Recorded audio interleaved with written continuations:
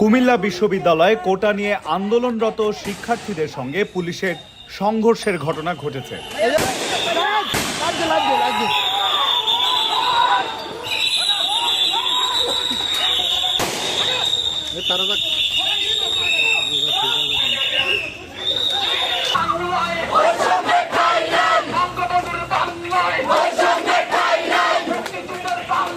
এ সময় পুলিশের লাঠিচার্জে বেশ কয়েকজন ছাত্রছাত্রী আহত হন।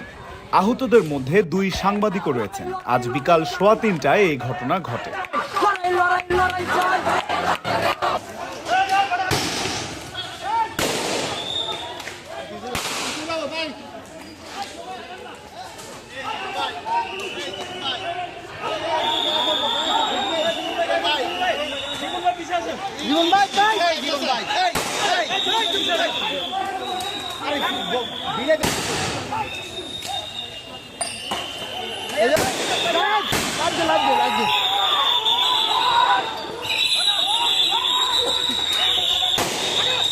তারা